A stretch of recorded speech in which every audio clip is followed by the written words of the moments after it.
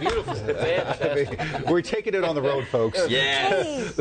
Ben's back. I'm back. And you had a birthday. And I had a birthday. Happy birthday. Thank you, thank you, thank you, thank you. How was it? It was great. It was great. You know, just a long weekend here. Went out on the lake on Saturday. That was nice. A very popular place to be on Saturday. I'm sure it was busy. Yeah. And otherwise, a really low-key weekend. And here's hoping everybody had a Those good are the weekend. best sometimes, Absolutely, right? absolutely. If you're watching, hopefully that means you're an early bird. And we want to know this morning, are you a night owl or are you an early bird? Weigh in, comment, like, make suggestions, whatever you want to do.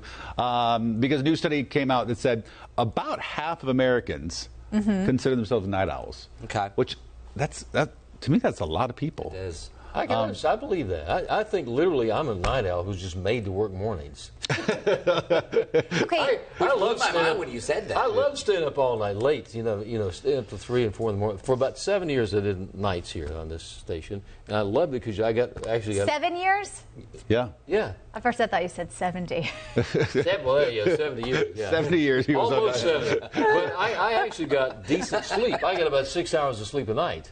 Now, none of that. I didn't get that much. Okay, this is really strange because in this study it says your circadian rhythm tendencies are genetic and can't really be changed, according to this doctor, referring to the body's innate 24-hour circadian cycles that govern when we wake up and fall asleep. We're forced to change. We are forced to change. It makes you wonder, when did they invent the alarm clock? I don't know. I think about that actually more than I do. I'm going to de-invent it at some point. I'm going to take an alarm clock and smash it when it goes off. You couldn't maintain a shift like this. I don't know if you didn't have. 1787. There you go. Oh, that's good. That was a good Google That goes search right better, there. older than I thought it was. I see. When I was on nights, I couldn't stand it because of the exact reason you said. Is that in this field, when you do nights, you usually get off around 11:30, and you go home, but you're wound up from just doing a newscast, and so you want to watch a movie or something and you go to bed at 3 or 4 in the morning. Yeah, especially streaming services. Oh my gosh! Deep into a season. Did you get a good night's sleep though? Well, so I did. It depends on, I feel like, if you had kids or not. So before I had kids and worked nights, I did that. I stayed up, and then you would sleep till 11 because you didn't have to come to work until 2, and then you just wasted your whole day. But then when I had kids and did nights here, I got less sleep than on this shift tough. because the kids would wake up at 5:30 every day. Right? You'd come in and you would try to, like Ben said, try to go straight to bed. Oh. But the kids wake up so early that you're just, oh my goodness. But this 2 a.m. thing, what does that count as? Yeah. That's neither early bird as or he said night it. owl. Crazy. That's It's the it. third shift, pretty much. Lots of folks are weighing in actually. Melissa, early bird, wake up at 5:20, bed at 7:30 p.m. Wow, Melissa, that is discipline. Listen, how? Wow. Marie, definitely a night owl. Susie, probably an early bird. Susie's not completely convinced. Brian, an early bird. Gail says a lot. She's an early bird. I think more and more people today are going to bed earlier because we get so many people. When we first started doing our 4:30 newscasts, I told our news director that. I said, no one's going to watch. They watch because more people. Oh, we have more and more people watching. Yeah. Well, I think they get up and maybe sometimes I'm surprised how busy gyms are at 5 a.m. They want to work out before they Parents go. get up before the kids do have a little time to themselves. No, I just sleep until the kids come in and drag me out of bed. Maximize your day, I think. That's why I really like our part of this schedule, just because we're done for the afternoon to get everything that we need to. Now, most people aren't getting up at 2, 3 o'clock in the morning, but even if you work a little bit earlier in the day or on the weekend, if you start earlier, you can get so much more done, and then you can still have that chill time during the evening. So that's why I love it. Even though, especially when you go on vacation, there's never a time when that alarm goes back off at 2, 3 o'clock. You're like, oh boy, let's do this. But then once you're actually out of bed. So I wonder how you figure out what your genetics are as opposed to what time your body wants to wake I up. don't think you ever figured that out.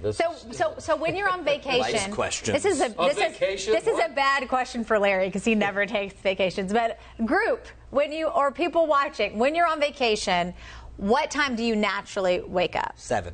Yeah, for me it's between 5 and 7. See, no, I can't. And do so that. I think I think I am an early bird. My other half, he wakes up at like 6 a.m. every single day of the week, 7 days a week, and I'm like, how do you do that? That's probably the healthiest thing. Oh, it's the most What's healthy. not healthy is what we do is get up at 2 and then on the weekend and sleep. doctors till, will tell you that if you can Yes. maintain the same sleep schedule 7 days a week, and he does, and I swear it has huge health What time does benefits. he go to bed?